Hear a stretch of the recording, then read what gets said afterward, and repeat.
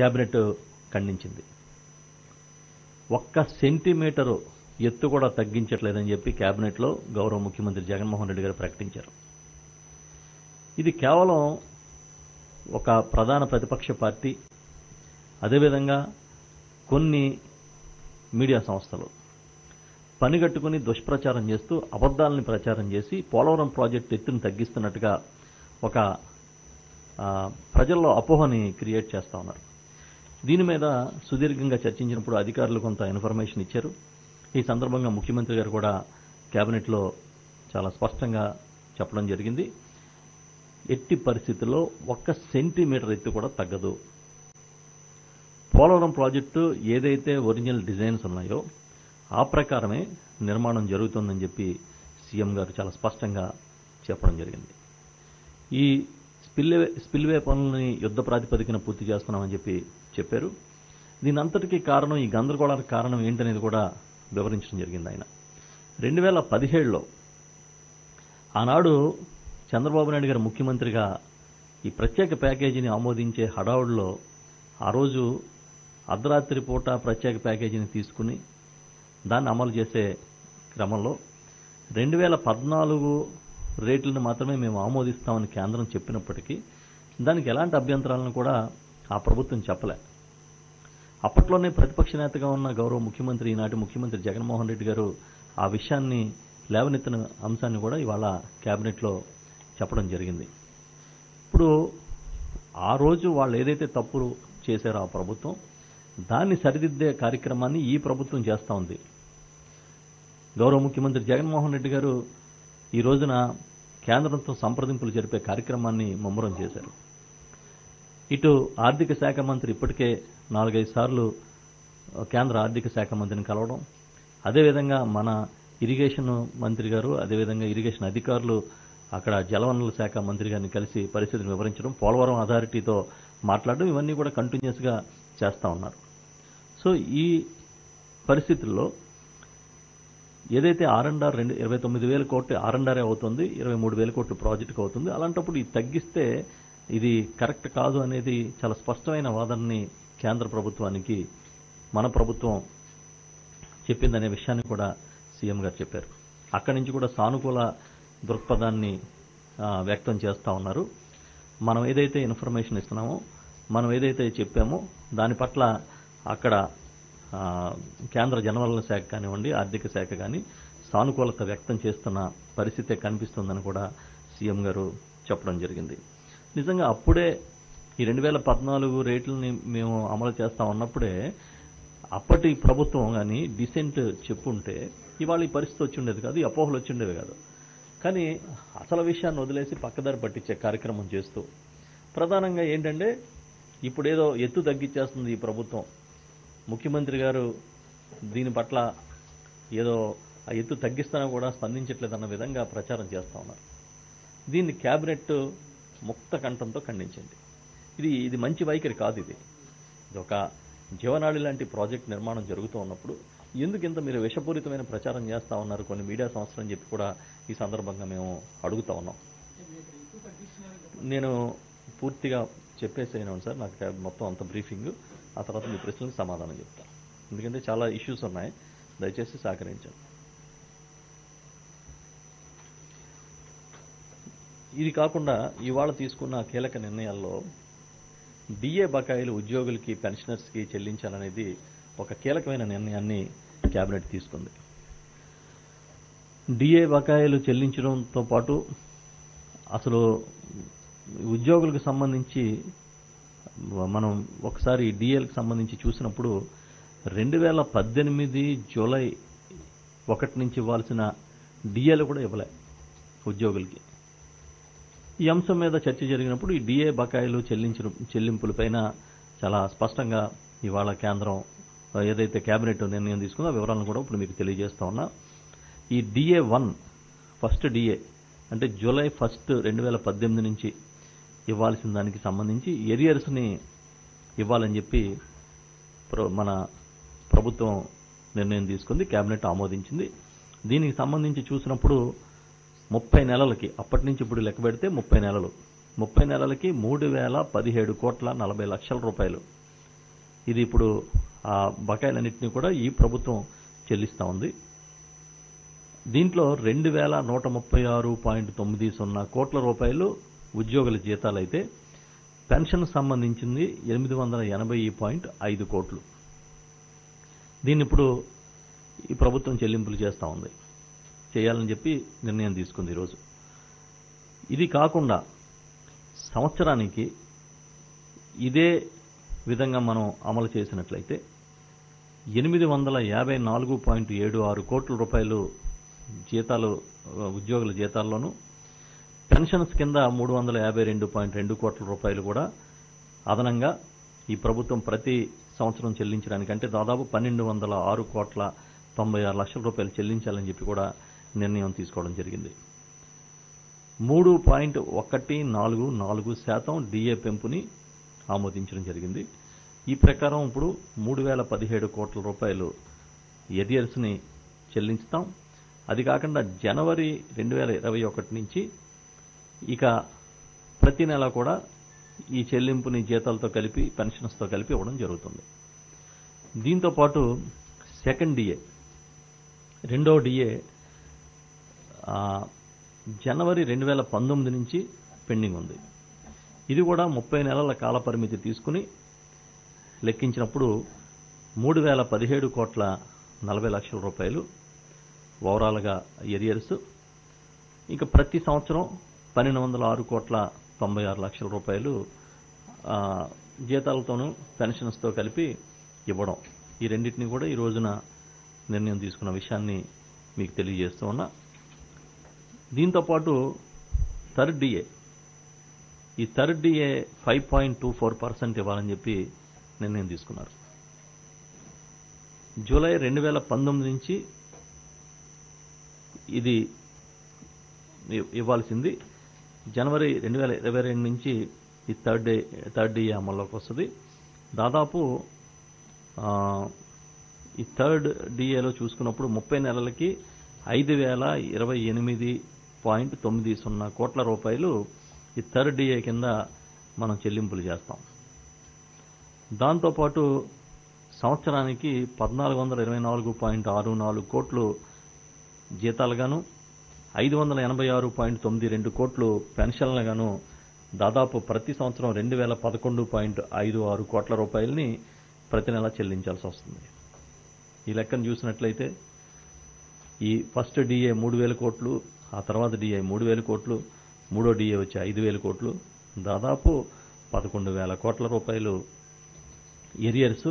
అది కాకుండా ప్రతి సంవత్సరం ప్రతి డిఏకి సంబంధించి 1,200 కోట్లు, తర్వాత ఒక 2,011 కోట్లు, అంటే 4,400 కోట్లు. ఇవన్నిటిని కూడా ఇవ్వడానికి ఈరోజు కేబినెట్ ఆమోదించిన విషయాన్ని మీకు తెలియజేస్తున్నా. ఈ సందర్భంగా ఉద్యోగులకి ఈ ప్రభుత్వం అధికారంలోకి వచ్చినప్పటి నుంచి ఏమేమి మనం చేయగలిగామనే దాని మీద కూడా చర్చ జరిగిన సందర్భంగా గౌరవ ముఖ్యమంత్రి జగన్మోహన్ రెడ్డి గారు తెలియజేశారు. చాలా విషయాల్ని ఇవాళ చర్చించాం. ఉద్యోగులకు సంబంధించి ఆశా వర్కర్లకు జీతాల పెంపు దగ్గర మొదలుకొని ఆర్టీసీ ఉద్యోగుల్ని ప్రభుత్వంలో విలీనం చేసి దాదాపు 50,000 మందిని చేయడం, అదేవిధంగా అంగన్వాడీ వర్కర్స్కి, హోంగార్డ్స్కి, శానిటరీ వర్కర్స్కి జీతాలు పెంచడం, దీంతోపాటు పాత బకాయిలను చెల్లించడం, ఆప్కాస్ తీసుకొచ్చి కాంట్రాక్ట్ ఎంప్లాయీస్ని ఆప్కాస్లోకి తీసుకొచ్చి వారు నష్టపోకుండా జీతాలు చెల్లింపించే కార్యక్రమం. ఈ విధంగా ఉద్యోగుల్ని దృష్టిలో పెట్టుకుని వారు ఏ దశలోనే నష్టపోకుండా చూడడంతో పాటు కొత్తగా రిక్రూట్మెంట్ చేసి సుమారు 1,40,000 ప్రభుత్వ ఉద్యోగాలను కూడా ఈ ప్రభుత్వం ఇచ్చింది. ఉద్యోగుల పట్ల ఏదైతే బాధ్యత ఉందని మేము తీసుకుంటామని ఆనాడు ఎన్నికల ముందు గౌరవ ముఖ్యమంత్రి, ఈనాటి ముఖ్యమంత్రి జగన్మోహన్ రెడ్డి గారు ప్రకటించారో దాన్ని తూచా తప్పకుండా అమలు చేసే కార్యక్రమం ఈరోజు ఉద్యోగుల సంక్షేమానికి సంబంధించి ప్రభుత్వం చేస్తూ ఉందనే విషయాన్ని కూడా మీ దృష్టికి తీసుకొస్తా ఉన్నాం. మనం ఓవరాల్గా చూసినప్పుడు ఇప్పుడు ఈ గవర్నమెంట్ ఎంప్లాయీస్, పెన్షనర్స్ ఇవన్నీ చూసినప్పుడు ఇంకొక కీలక నిర్ణయాన్ని కూడా ఈరోజు తీసుకోవడం జరిగింది. కరోనా సమయంలో మార్చి నెలకు సంబంధించి శాలరీస్ని, పెన్షన్స్ని విత్హెల్డ్లో పెట్టడం జరిగింది. దాన్ని డిసెంబర్ నెలలో చెల్లింపులు చేయబోతా ఉన్నాం. అదేవిధంగా ఏప్రిల్లో ఏదైతే శాలరీస్ అండ్ పెన్షన్స్లో కోత విధించి కొంత విత్హెల్డ్ చేశారో దాన్ని వచ్చే జనవరి నెలలో చెల్లింపులు చేయాలని చెప్పి ప్రభుత్వం నిర్ణయం తీసుకుంది. దాన్ని ఈరోజు కేబినెట్ ఆమోదించింది. మీరు ఒకసారి దానికి సంబంధించిన వివరాలు కూడా మీకు తెలియజేస్తాను. పబ్లిక్ రిప్రజెంటేటివ్ సంబంధించి అయితే 100% ఆపేశారు 2 నెలలు.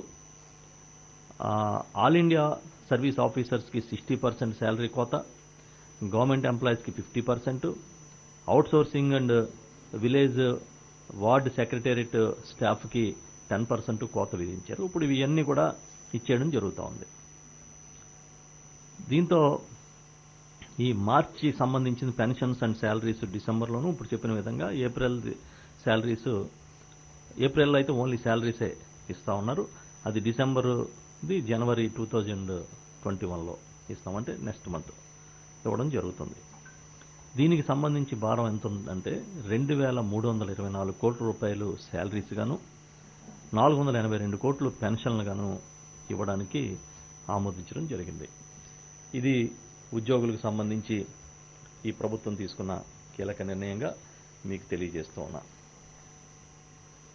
మీకు తెలుసు, ఈ ప్రభుత్వం అధికారంలోకి రాకముందే గౌరవ ముఖ్యమంత్రి, ఈనాటి ముఖ్యమంత్రి జగన్మోహన్ రెడ్డి గారు నవరత్నాల కార్యక్రమాన్ని ప్రకటించి మేము అధికారంలోకి వచ్చాక ఏవైతే కార్యక్రమాలు చేస్తామని ఆ రోజు చెప్పారో వాటిని మేనిఫెస్టోను ఒక పవిత్ర గ్రంథంగా భావించి అమలు చేస్తున్న సంగతి మీకు తెలుసు. దానిలో భాగంగానే ఇవాళ పేదలందరికీ ఇళ్ల స్థలాలు ఇచ్చి ఇళ్లు కట్టిస్తానని ఏదైతే మాట ఇచ్చారో ఆ ప్రక్రియకి శ్రీకారం చుడతా ఉన్నాం. డిసెంబర్ 25వ తేదీన పేదలందరికీ ఇల్లు కార్యక్రమం ప్రారంభమవుతోంది. దీనికి ఇవాళ కేబినెట్ ఆమోదం తెలిపింది. 30,60,000 మందికి ఇళ్ల పట్టాలు ఈ ప్రభుత్వం ఇవ్వబోతా ఉంది. ఇవన్నిటినీ కూడా 25వ తేదీన ఇస్తాం. ఇందుకోసం 66,518 ఎకరాలని 23,000 కోట్ల విలువైన భూమిని ప్రభుత్వం సేకరించిన విషయాన్ని కూడా మీ దృష్టికి తీసుకొస్తా ఉన్నాం. దాంట్లో 25,193 ఎకరాలు ప్రభుత్వ భూమి అయితే 22,342 ఎకరాలు ప్రైవేటు భూమి ఉందని చెప్పి కూడా మీకు తెలియజేస్తున్నాం.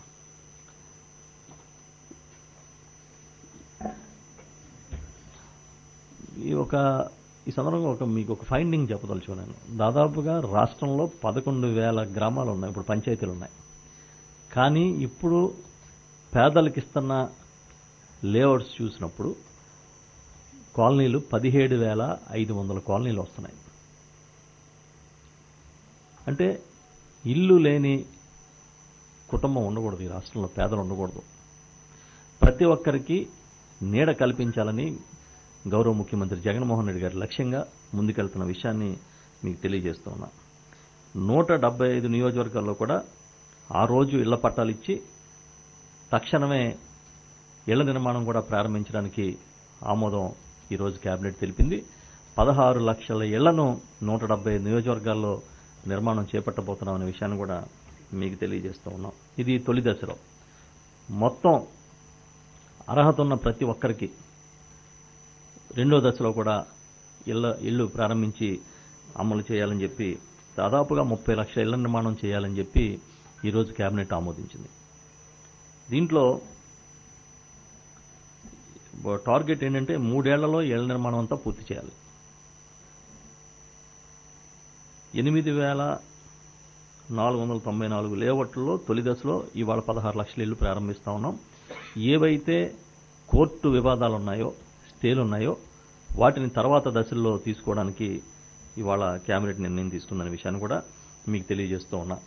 ఒక్కొక్క ఇంటికి 1,80,000 రూపాయలు యూనిట్ కాస్ట్గా ప్రభుత్వం సహాయం చేస్తుంది.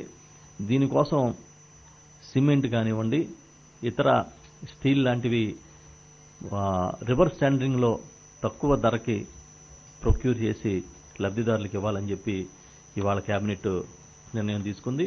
అంతేకాకుండా ఎవరైతే ఇళ్ల నిర్మాణం చేసుకున్నారో వారికి ఇసుకని ఉచితంగా ఇవ్వాలనేది కూడా ఒక కీలకమైన నిర్ణయంగా ఈరోజు తీసుకోవడం జరిగిందనే విషయాన్ని మీకు తెలియజేస్తూ ఉన్నా. ఈ ప్రొక్యూర్మెంట్ కూడా రివర్స్ టెండరింగ్ పద్ధతిలో చేయమని చెప్పి సీఎం గారు ఇవాళ ఆదేశించారు. ఈ తొలి విడతలో మనం ప్రారంభించేవన్నీ కూడా 2022 జూన్ నాటికి పూర్తి చేయాలనేది లక్ష్యంగా ఈరోజు చర్చించాం.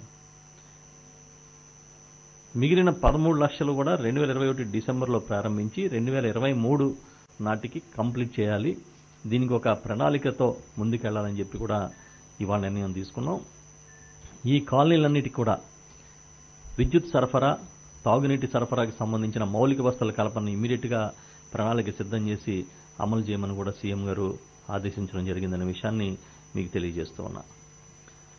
దీంతోపాటు ఇవాళ తీసుకున్న కీలక నిర్ణయాల్లో ఈ పంటల బీమా పథకం ఏదైతే మనం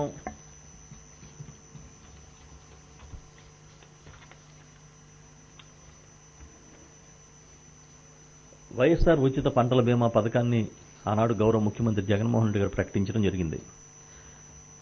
అప్పటి వరకు ఉన్న పంటల బీమా విధానాన్ని మొత్తాన్ని సమూలంగా మార్పు చేసి రైతు మీద భారం లేకుండా ప్రతి రూపాయి ప్రీమియంని కూడా ప్రభుత్వమే చెల్లిస్తూ ఈ పెద్ద కార్యక్రమాన్ని పంటల బీమా పథకాన్ని తీసుకుంది. దానికి సంబంధించి 2019 ఖరీఫ్లో ఈ పంటల బీమాకి సంబంధించిన చెల్లింపులు త్వరలోనే చెల్లించడానికి డిసెంబర్ 15వ తేదీన చెల్లించాలని చెప్పి ఈరోజు కేబినెట్ నిర్ణయం తీసుకుంది. దీనికి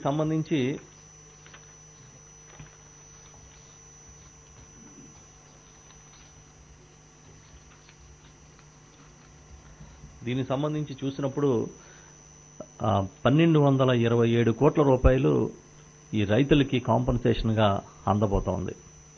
ఏవైతే బీమా కంపెనీల నిబంధనలు ఉన్నాయో వాటిని అనుసరిస్తూ ఎక్కడా ఎలాంటి ఇబ్బంది రైతులకు కలగకుండా నేరుగా ఈ మొత్తాన్ని ప్రభుత్వం ఆ రోజు గౌరవ ముఖ్యమంత్రి జగన్మోహన్ రెడ్డి గారు డిసెంబర్ 15వ తేదీన స్విచ్ నొక్కి మీట నొక్కి నేరుగా రైతుల అకౌంట్లో ఈ డబ్బులు వేయాలని చెప్పి నిర్ణయం తీసుకోవడం జరిగింది. ఇది ఈ పంటల బీమా విషయాన్ని తీసుకున్నప్పుడు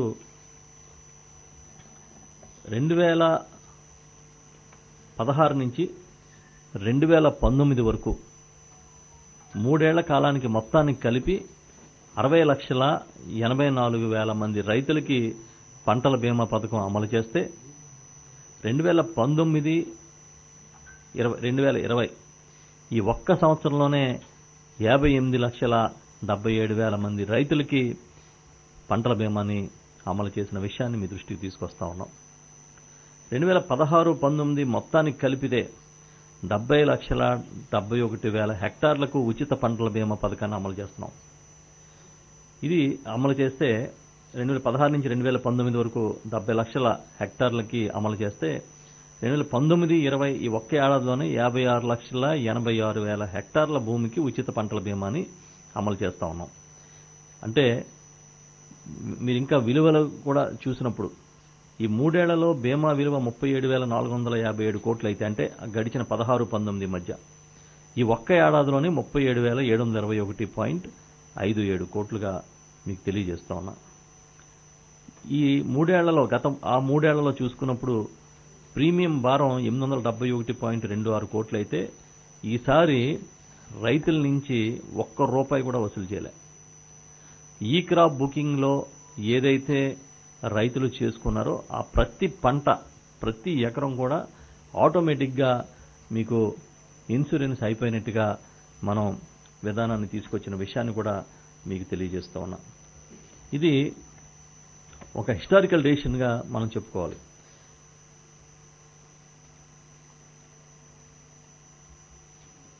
ఇన్ని వేల కోట్ల రూపాయలు ప్రభుత్వం రైతుల కోసం ఇన్సూరెన్స్ చెల్లించడం అనేది గతంలో ఎప్పుడూ జరగలేదు. సకాలంలో ఎప్పుడు ఆ ఇన్సూరెన్స్ని ఇచ్చిన పరిస్థితి కూడా హిస్టారికల్గా చూస్తే కనిపించట్లే. కానీ గౌరవ ముఖ్యమంత్రి జగన్మోహన్ రెడ్డి గారు ఒక్కటే నేరుగా ఏదైతే మనం నిబంధనల ప్రకారం చెల్లించామో వాటిని ఎప్పటికప్పుడు రైతులకు అందించే కార్యక్రమం చేయాలి. కాబట్టి పారదర్శకంగా నేరుగా వారి అకౌంట్లోనే అమౌంట్స్ వేసే విధంగా నిర్ణయం తీసుకుని ఈ డిసెంబర్ 15న ఈ కార్యక్రమం 2019 ఖరీఫ్ ఇన్సూరెన్స్ ఉచిత పంటల బీమా, వైఎస్ఆర్ ఉచిత పంటల బీమాని ఆ రోజు నిర్వహించడానికి కేబినెట్ ఆమోదించిన విషయాన్ని కూడా మీ దృష్టికి తీసుకొస్తూ ఉన్నా.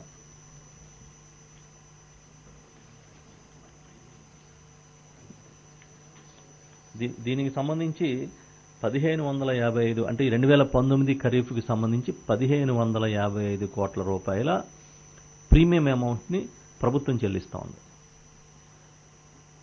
ఇకపై ప్రభుత్వమే సొంతంగా ఒక ఇన్సూరెన్స్ కార్పొరేషన్ కూడా రైతులు ఎక్కడ ఇబ్బంది పడకూడదు, ఇన్సూరెన్స్ కార్పొరేషన్ ఇన్సూరెన్స్ కంపెనీల నిబంధనల మధ్య రైతులు నష్టపోకూడదనే ఉద్దేశంతో ప్రభుత్వమే సొంతంగా ఒక ఇన్సూరెన్స్ కార్పొరేషన్ కూడా ఏర్పాటు చేస్తా ఉన్న విషయాన్ని గతంలో మీకు చెప్పాము.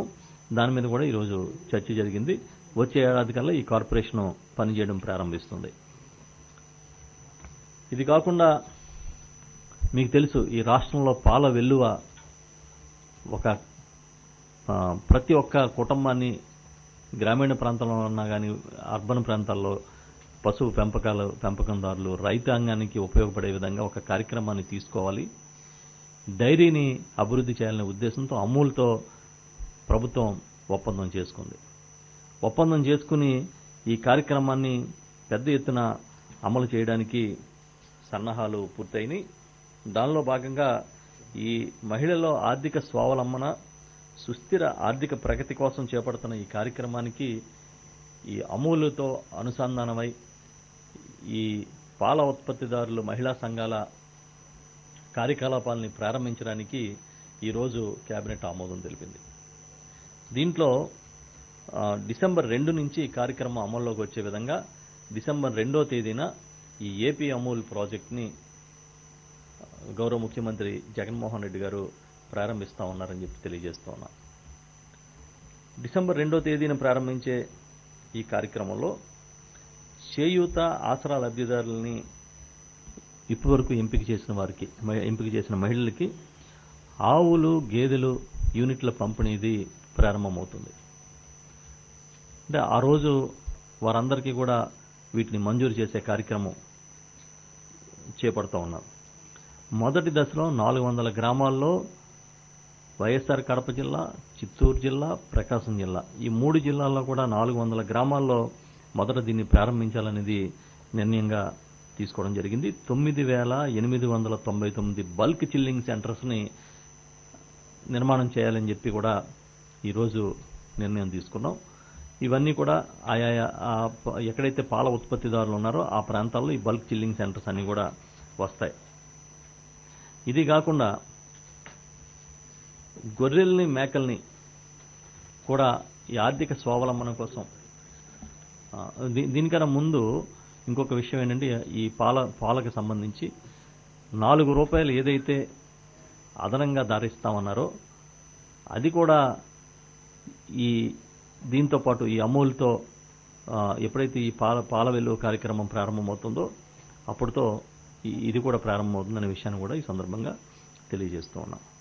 దీంతో పాటు ఈ చేయూత కింద అంటే ఇప్పుడు మనం ఇంతకుముందు చెప్పిన ఆవులు, గేదెలు విషయం వచ్చినప్పుడు 4,68,000 పాడి పశువుల్ని ఇవ్వడానికి ప్లాన్ చేశాం.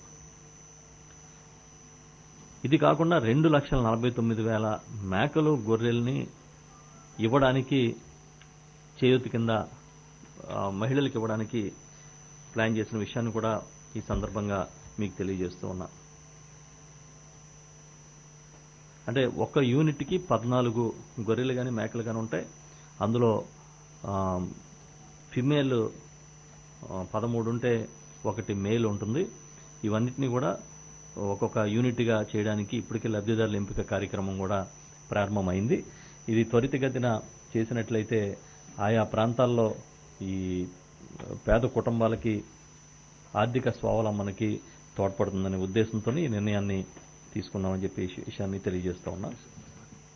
దీన్ని డిసెంబర్ 10వ తేదీన లాంచ్ చేయబోతా ఉన్నాం. ఈ పథకాన్ని గౌరవ ముఖ్యమంత్రి జగన్మోహన్ రెడ్డి గారు డిసెంబర్ 10వ తేదీన ప్రారంభిస్తారు.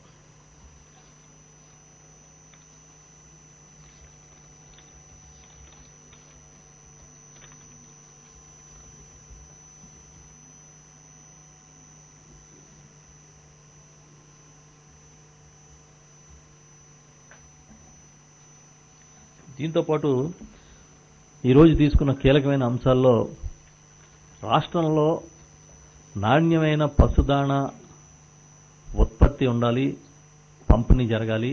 లేనట్లయితే మొత్తం ఈ వ్యవస్థే దెబ్బతింటా ఉందనే విషయాన్ని ప్రభుత్వం గమనించి దీన్ని ఈ పశుదాణా ఉత్పత్తి పంపిణీ నియంత్రణ బిల్లుని రేపు అసెంబ్లీలో తీసుకురావడానికి ఈరోజు కేబినెట్ ఆమోదం చేసిందనే విషయాన్ని కూడా మీకు తెలియజేస్తూ ఉన్నా.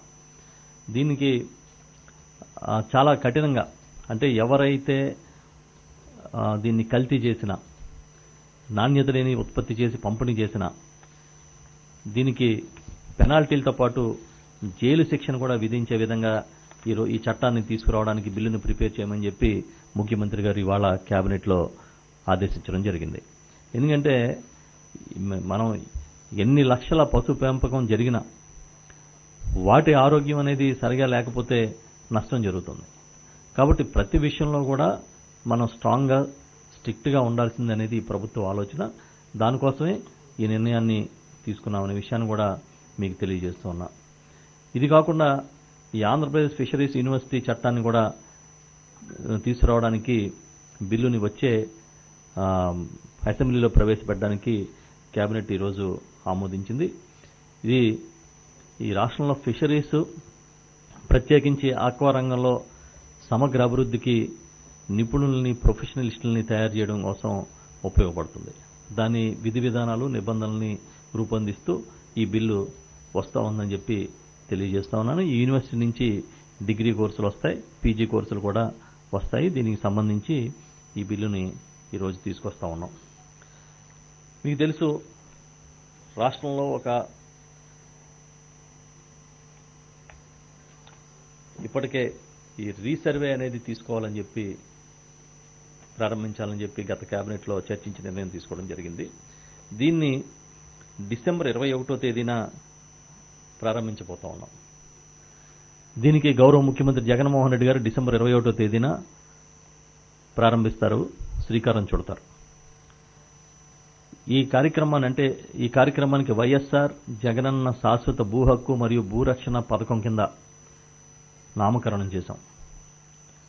ఈ సమగ్ర సర్వే పూర్తి సాంకేతిక పరిజ్ఞానాన్ని వినియోగించుకుంటూ సర్వే రాళ్లను కూడా రైతులకు ఉచితంగానే ఇస్తూ, ఇటు సాంకేతికంగానూ అటు ఎక్కడా కూడా రైతుకి వివాదరహితంగా ఉండే విధంగా దీన్ని తయారు చేయాలని చెప్పి, దానికి సంబంధించి ఒక అవసరమైన మార్పులు చేస్తూ ఈరోజు కేబినెట్ ఆమోదం తెలిపింది. దీన్ని ఇప్పుడే చెప్పిన విధంగా డిసెంబర్ 21వ తేదీన గౌరవ ముఖ్యమంత్రి జగన్మోహన్ రెడ్డి గారు ప్రారంభించి శ్రీకారం చుడతారు. అక్కడి నుంచి 2023 వరకు ఈ దశల వారీగా నిర్దేశించిన ప్రకారం సర్వే బృందాలతో పూర్తి స్థాయిలో ఈ రీసర్వే అనేది జరుగుతోంది. ఇది 100 సంవత్సరాల తర్వాత ఈ రాష్ట్రంలో జరుగుతున్న భూ సర్వే. ఒక సాహసమైన నిర్ణయం. ఎందుకంటే ఇప్పటికే గ్రామాల్లో భూ వివాదాలు, రకరకాల సమస్యలు, శాశ్వతంగా వీటికి పరిష్కారం చూపించాలనే ఉద్దేశంతో దీన్ని తీసుకున్నారు. దీనికి 927 కోట్ల రూపాయలు ఖర్చు అవుతుందని చెప్పి ఇవాళ కేబినెట్లో ప్రతిపాదిస్తే కేబినెట్ కూడా ఆమోదించడం జరిగింది.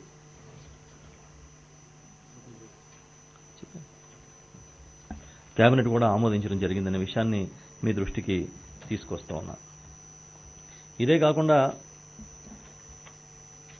రాష్ట్రంలో ఎలాంటి అవాంఛనీయ వ్యవస్థలో కూడా ఉండకూడదనేది గౌరవ ముఖ్యమంత్రి జగన్మోహన్ రెడ్డి గారి నిర్ణయం. ఎందుకంటే ఈ చాలామంది యువత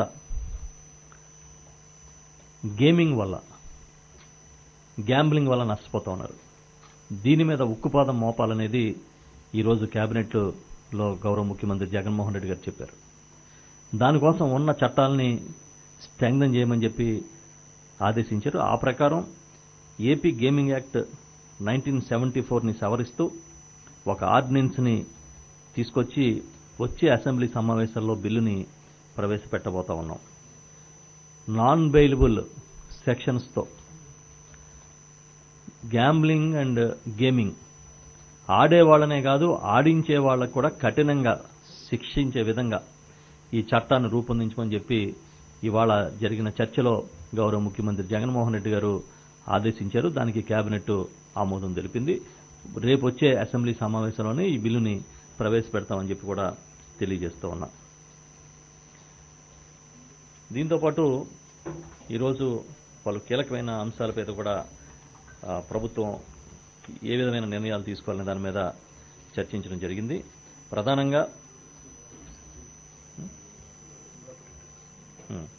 ప్రధానంగా ఈ అర్బన్ ప్రాంతాల్లో ప్రాపర్టీ ట్యాక్స్ని ఆస్తి పన్ను విధింపుకు సంబంధించి ఆ విధానంలో మార్పులు చేస్తూ ఈరోజు కేబినెట్ ఆమోదం తెలిపింది. వార్షిక అద్దె ఆదాయం మీద ఇదివరకు పన్ను వేసేవారు. ఆ విధానంలో శాస్త్రీయత లేదనేది తేల్చడం జరిగింది. అధికారులు ఏదైతే పారదర్శకమైన విధానం ఉంటుందో అందరికీ ఒక సమానమైన పన్ను వ్యవస్థ ఉంటుందనేది ఉండాలి అనేది ప్రభుత్వ నిర్ణయం. ఆ ప్రకారం ఈ అవినీతికి ఆస్కారం లేని విధంగా ఈ పన్నులు ఇంటి పన్నులన్నింటినీ వేయడానికి అర్బన్ ప్రాంతాల్లో ఈరోజు కేబినెట్ ఆమోదం తెలిపిందని చెప్పి తెలియజేస్తూ ఉన్నా. ఇప్పుడున్న విధానంలో సమూలంగా మార్పులు చేస్తూ ఉన్నాం. ఈ నివాసం ఉండే ఇళ్లకు 0.1% నుంచి 0.5% వరకు, వాణిజ్య ఇతర నిర్మాణాలకు సంబంధించి 0.2% నుంచి 2% వరకు మాత్రమే పన్నులు ఉంటాయి. గతంలో ఉన్న వాటికన్నా ఇది మ్యాక్సిమం 15% కన్నా దాటి ఎక్కడ పెరగవు. అదేవిధంగా పేదలకు సంబంధించి ఈ క్యాపిటల్ వాల్యూలో 0.1% నేను చెప్పింది క్యాపిటల్ వాల్యూ. అంటే ఇంతకుముందు అద్దె పై వచ్చే ఆదాయం లెక్కించి అది ఎవరు కడతారో అద్దె ఎలా వస్తుంది అనేది ఎవరు డిక్లేర్ చేస్తారో కూడా అర్థం కాదు. ఇప్పుడు దాన్ని మార్చి క్యాపిటల్ వాల్యూలో 0.1% నేను చెప్పింది 0.1 to 0.5% అనమాట. ఇప్పుడు ఇది కాకుండా పేదలు ఏదైతే నివసిస్తూ ఉంటారో బీపీఎల్ కేటగిరీలో వారికి ₹50 మాత్రమే పన్ను విధిస్తూ నిర్ణయం తీసుకున్నాం. ఇప్పటి వరకు ఈ విధానం పొరుగు రాష్ట్రాల్లో కూడా అమలవుతూ ఉంది. ఇదే విధానం ఉదాహరణకి కర్ణాటక కానీ మహారాష్ట్రలో కానీ ఇదే విధానాన్ని అమలు చేస్తూ ఉన్నారు. తమిళనాడులో కూడా ఇదే విధానాన్ని ప్రవేశపెట్టబోతా ఉన్నారు. కేంద్రం కూడా ఈ విధానాన్ని తీసుకురావాలి, ఇది శాస్త్రీయ విధానం అని చెప్పి రాష్ట్రాలకు సూచిస్తూ ఉంది. ఈ అడ్వాన్స్డ్ కంట్రీస్ లైక్ అమెరికా కానీ రష్యా కానీ ఇలాంటి కంట్రీస్లో కూడా దాదాపుగా ఇలాంటి విధానాన్నే అమలు చేస్తూ ఉన్నారు. సో మనం ఇప్పుడు తీసుకున్న ఈ పెంపు నిర్ణయం చూసుకున్నా కూడా కర్ణాటకని మన అధికారులు అధ్యయనం చేసినప్పుడు ఈ ప్రాపర్టీ ట్యాక్స్ కర్ణాటక లాంటి రాష్ట్రాల్లో ఉన్న ట్యాక్స్లో 10వ వంతు కూడా కాదనే విషయాన్ని కూడా ఈ సందర్భంగా మీ దృష్టి తీసుకొస్తున్నా. కమర్షియల్ 0.2 to 2%, 0.2 నుంచి 2.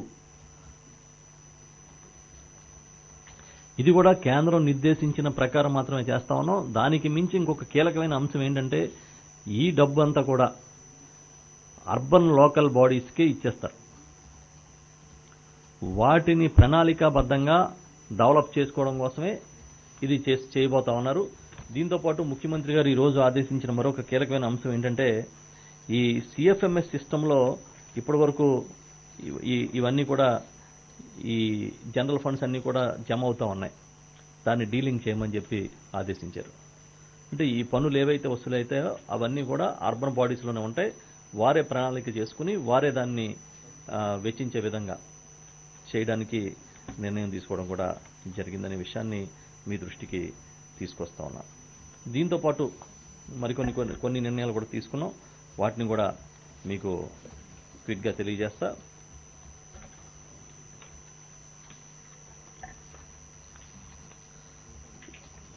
ఈ ఉత్తరాంధ్ర సాగునీటి ప్రాజెక్టుల కోసం ఒక అభివృద్ధి కార్పొరేషన్ని EIPDCL పేరుతో స్పెషల్ పర్పస్ వెహికల్ని ఏర్పాటు చేయడానికి దాని రిజిస్ట్రేషన్కి వాళ్ళ కేబినెట్ ఆమోదించింది.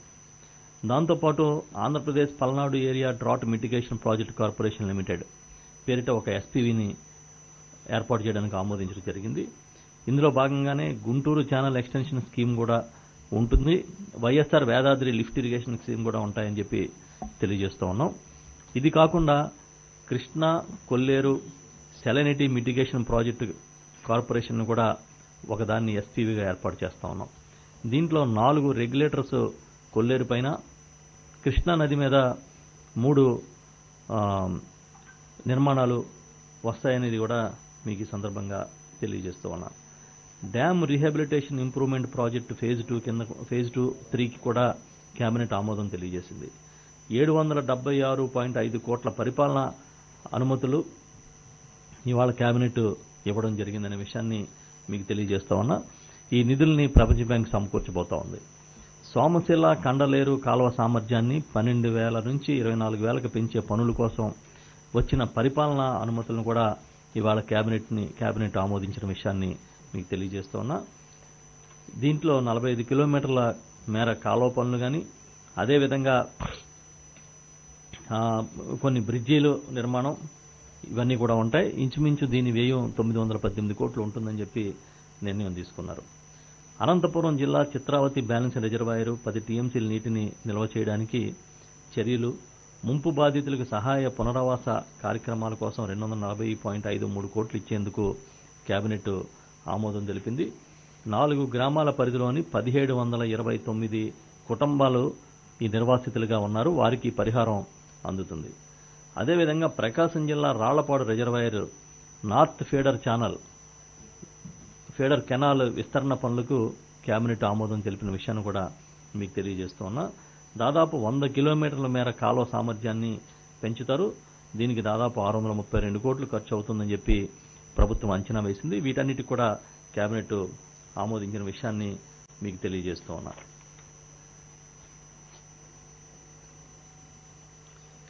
ఈ వైఎస్ఆర్ కడప జిల్లా కొప్పర్తి ఇండస్ట్రియల్ హబ్లో కూడా ఈ ఏవైతే కొత్తగా పరిశ్రమలు వస్తున్నాయో వాటికి రాయితీలు ఇచ్చే విషయంలో కూడా ఈరోజు ఆ రాయితీలకి కూడా కేబినెట్ అనుమతి ఇచ్చిన విషయాన్ని మీ దృష్టికి తీసుకొస్తూ ఉన్నాం.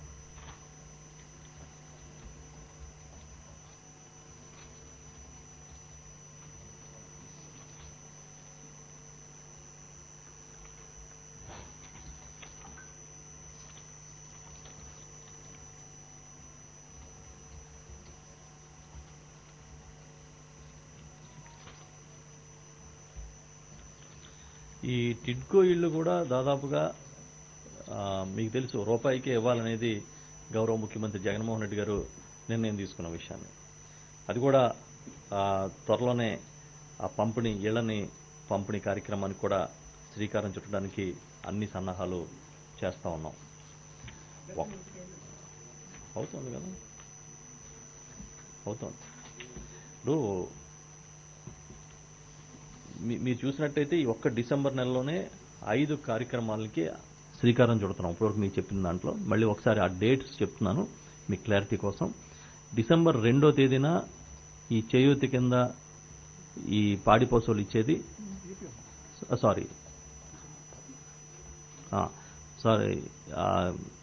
ఆవులు గేదెలు కూడా ఈ డిసెంబర్ 2వ తేదీన అమూల్తో ఒప్పందాన్ని లాంచ్ చేయడం, అదే రోజు ఆవులు గేదెలు పాడి పశువులు పంపిణీ కార్యక్రమానికి శ్రీకారం చుడతారు. గౌరవ ముఖ్యమంత్రి గారు జగన్మోహన్ రెడ్డి గారు ఈ కార్యక్రమాన్ని నిర్వహిస్తారు. అదేవిధంగా డిసెంబర్ 10వ తేదీన చేయూత కింద పాడి పశువులతో పాటు ఈ గొర్రెలు మేకలు పెంపకందారులకి ఈ పథకాన్ని లాంచ్ చేయబోతా ఉన్నారు. ఇది కాకుండా డిసెంబర్ 21న ఈ భూముల రీసర్వే కార్యక్రమానికి శ్రీకారం చుట్టబోతా ఉన్నారు. డిసెంబర్ 25న ఇళ్ల స్థలాలు ఇచ్చే కార్యక్రమం ప్రారంభమవుతుంది. ఇది ఇమీడియట్గా దాంతోపాటు హౌసింగ్ టేకప్ చేసే కార్యక్రమం కూడా ప్రారంభమవుతుంది. దాదాపు 15 రోజుల పాటు ఆ లేఅవుట్స్ అన్నింటినీ ఎక్కడైతే మనం ఇళ్ల స్థలాలు ఇచ్చామో వాటన్ని చోట్ల హౌసింగ్ కార్యకలాపాల శంకుస్థాపనల కార్యక్రమాల్లో కానీ అక్కడ జరుగుతున్న కార్యకలాపాల్లో కానీ స్థానిక శాసనసభ్యులు పాల్గొనాలని కూడా నిర్ణయం తీసుకోవడం జరిగింది. ఈ డిసెంబర్ 15 వచ్చేటప్పటికి 2019 ఖరీఫ్ ఈ పంటల బీమా పథకానికి మనం ఇవ్వాల్సిన దాదాపు 1,200 కోట్ల రూపాయల పై చిలుకు మొత్తాన్ని నేరుగా రైతుల అకౌంట్స్లో గౌరవ ముఖ్యమంత్రి జగన్మోహన్ రెడ్డి గారు వేస్తూ స్విచ్ నొక్కుతారని చెప్పి ఈ సందర్భంగా మీకు తెలియజేస్తూ ఉన్నా. ఇవి ఈరోజు కేబినెట్ తీసుకున్న కీలకమైన నిర్ణయాలు. చాలా నేను చెప్పాను కదా, 22 అంశాలు ఎన్నో ఉన్నాయి ఈరోజు. చెప్పండి. ఎందుకు ఇవ్వలే? మీరు క్లారిటీ తీసుకోలేకపోతున్నారు. మీరు తీసుకోండి క్లారిటీ, మేము ఇవ్వకపోవడం కాదు.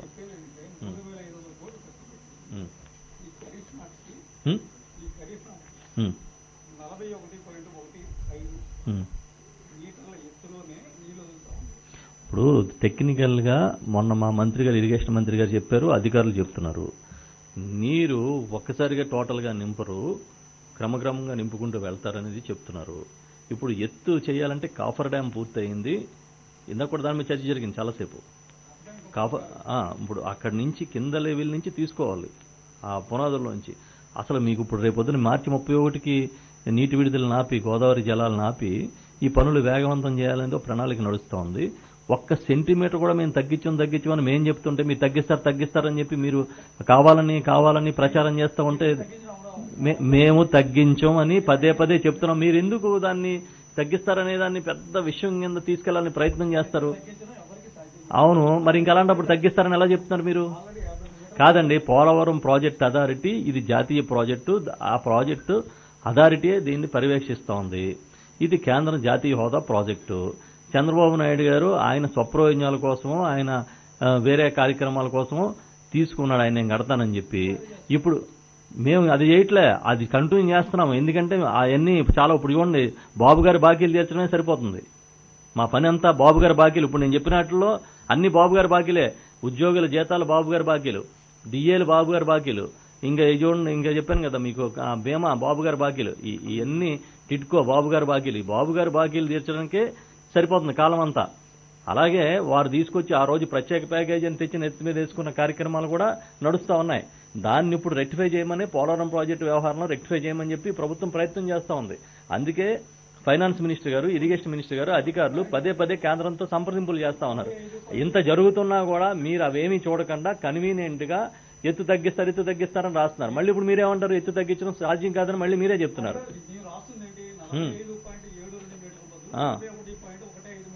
మేమేం చెప్తున్నాం? సెంటీమీటర్ కూడా తగ్గించమని చెప్తున్నాం. మీరు తగ్గిస్తారని ఎక్కడ కట్టారు? కాదు, మేము సెంటీమీటర్ తగ్గించమని చెప్తుంటే మీరు తగ్గించారని మీరు అదే రాసి అదే ప్రజల్లో తీసుకెళ్లాలంటే రేపు ఇప్పుడు మేము తగ్గించామా, పెంచామా, లేకపోతే ఎంత కట్టామనేది రేపు తెలుస్తుంది కదా. విజువల్ గా అక్కడ కళ్ళకు కనపడుతుంది కదా. ఇదేమి పేపర్లో ఉండేది కాదు కదండి. కాదు, ఇదేమి పేపర్లో ఉండేది కాదు, అక్కడ ఫీల్డ్ లో కనిపించేది. నేను అదే చెప్తా ఉన్నా, ఇవాళ నిర్ద్వందంగా కేబినెట్ ఖండించింది. ఎందుకంటే మీరు ఎందుకు అపోహలు క్రియేట్ చేస్తారు? కొంతమంది మీడియా, చంద్రబాబు నాయుడు గారు కలిపి ఇదే కార్యక్రమాన్ని కంటిన్యూ ఎంతకాలం చేయాలనుకుంటున్నారు? అంటే కాదు, దేనికోసం అపోహ క్రియేట్ చేస్తారు? పోలవరం ప్రాజెక్టుని మేము 2018కి పూర్తి చేస్తామని చెప్పిన పెద్ద మనుషుల్ని ఆ రోజు మీరు ఒక్కరోజు కూడా మీరు ప్రశ్నించలేకపోయారు. ఆ కేంద్రం కడతానంటే వద్దు మేము చేసుకుంటామని మీరు తీసుకున్నప్పుడు ప్రశ్నించలేకపోయారు. పోనీ తీసుకుని కట్టారా? కట్టలేకపోయారు. 2017లో ఆ రోజు 14 రేట్లు అమలు చేస్తాము అని అంటే ఆ రోజు ఎందుకు ఖండించలేదు చంద్రబాబు నాయుడు గారు? ఏ ప్రయోజనాల కోసం ఆగిపోయాడు? 2014 రేట్లు ఎలాగిస్తారయ్యా మీరు? మేము దీనికి డీసెంట్ తెలుపుతున్నాం, మేము అసంతృప్తి తెలియజేస్తున్నాం, మేము దీన్ని ఖండిస్తున్నాము, లేదు మాకు కొత్త రేట్లు ఇవ్వాలని ఎందుకు చెప్పలేదు ఆ రోజు చంద్రబాబు నాయుడు గారు? ఎందుకు చెప్పలేదు? కాదు, అవి చెప్పడు. కన్వీనియంట్ గా మీరు అవేమి రాయరు. కాదండి, మీరు కన్వీనియంట్ గా ఏమీ రాయకుండా ఈ ప్రభుత్వం మీద నిత్యం బురద చల్లడం ఏజెండాగా పెట్టుకుని పనిచేస్తా ఉంటే ఇవాళ క్యాబినెట్లలోనే మేము ఖండించాల్సిన పరిస్థితి వస్తుంది. క్యాబినెట్లో స్పష్టత చెప్పాల్సిన విషయం వస్తుంది. మీరు ఇప్పుడు అసలు విషయాలు ఇప్పుడు చూడండి, డిఏలు ఇన్ని వేల కోట్ల రూపాయలు డిఏలు ఇచ్చినా అది మీకు అక్కర్లే, ఇన్ని బాకీలు ఇచ్చినా మీకు అక్కర్లేదు. పోలవరం సెంటీమీటర్ తగ్గిస్తారా, అర సెంటీమీటర్ మాట్లాడుతున్నారా? అవి మాట్లాడుతున్నారు మీరు. కాదు, ఒకటే చెప్తా ఉన్నా. కాదండి, ఎందుకు ఇప్పుడు మీరే చూస్తారు కదా అక్కడ ఏం జరుగుతుందో. రైట్, ఉన్నాయి ఇంకా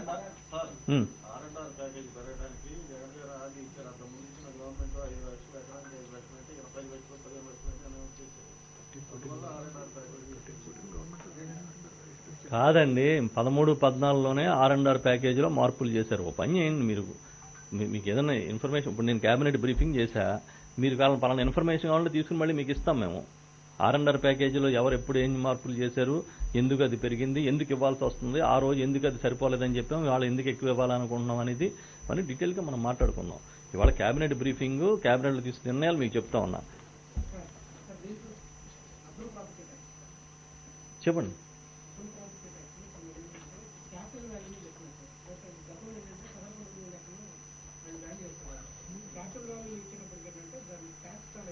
అంటే కాదు సార్, మీరు ఒకటి గమనించాలి. గతంలో ఏంటంటే ఒకే రకం బిల్డింగ్కి, ఒకే ఏరియాలో బిల్డింగ్కి రకరకాల విధానాల్లో ట్యాక్స్లు వేసేవారు. ఎందుకంటే అది ఎప్పుడు దానికి ఒక పారామీటర్ కానీ ఒక సిస్టమ్ కానీ లేకపోవడం వల్ల అక్కడ ఉన్న లోకల్ ఆఫీసర్స్ లేకపోతే లోకల్గా ఉన్న వాళ్ళే డెసిషన్ తీసుకునే పరిస్థితికి వచ్చింది.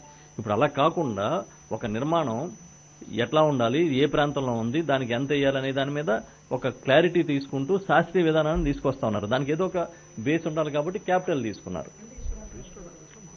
ఇప్పుడు కాదండి, ఇప్పుడు ఏ బిల్డింగ్ అయినా దేనికైనా ఒక వాల్యూ అనేది రిజిస్టర్డ్ వాల్యూ ఉంటుందిగా, ఆ రిజిస్టర్డ్ వాల్యూ మీద చేస్తారుగా. కాదండి, ఇప్పుడు ఏం చూడకుండా వేస్తారా చెప్పండి. కాదు, ఒక విధానం తీసుకున్నప్పుడు దాని మళ్ళీ నిబంధనలు వస్తాయి. ఆ నిబంధనలు ఇవన్నీ ఉంటాయి డీటెయిల్గా. ఇవాళ మనం తీసుకున్నది ఏంటంటే ఈ ఆస్తి పన్ను మదింపు విధానంలో మార్పులు చేస్తూ ఇది ఈ స్థాయి కన్నా పెంచకూడదు, పెరగకూడదని చెబుతూ ఆ వచ్చిన మొత్తాన్ని, ఆదాయాన్ని ఆ సంస్థలకే, ఆయా అర్బన్ డెవలప్మెంట్ కోసం ఆయా మున్సిపాలిటీలు కానివచ్చు, ఆ లోకల్ బాడీస్కి కానీ వాళ్ళకి ఇస్తూ అది సిఎఫ్ఎంఎస్ నుంచి డీలింక్ చేస్తూ ఇవాళ కేబినెట్ ఆమోదించింది. ఇది మనం ఒక్కడమే కాదు, కేంద్ర ప్రభుత్వం ఇది శాస్త్రీయ విధానం, దీన్ని అమలు చేయండి అని సూచిస్తూ ఉంది. దాని ప్రకారం కర్ణాటక లాంటి రాష్ట్రాలు, మహారాష్ట్ర లాంటి రాష్ట్రాలు చేసినాయి, మిగతా రాష్ట్రాలు అదే బంధాలో ఉన్నాయి, మనం కూడా చేసాం.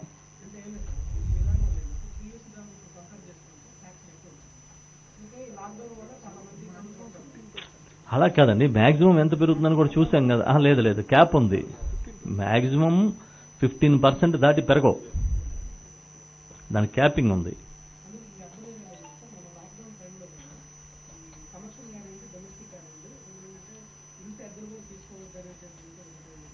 అంటే కాదండి, మీరు లాక్డౌన్ ఒకదాన్ని అలా కాదు, మీరు లాక్డౌన్ పీరియడ్ అనే దాన్ని ఒకదాన్ని పరిగణలో తీసుకునే విధానాన్ని నిర్ణయాలు చేయాలి కదా. ఇది ఇప్పుడు ఈ అర్బన్ డెవలప్మెంట్ అనే దానికి ఒక పర్మనెంట్ సిస్టమ్, ఈ ఆస్తి పన్ను మదింపు విధానంలో పర్మనెంట్ సిస్టమ్ తీసుకొస్తా ఉన్నారు.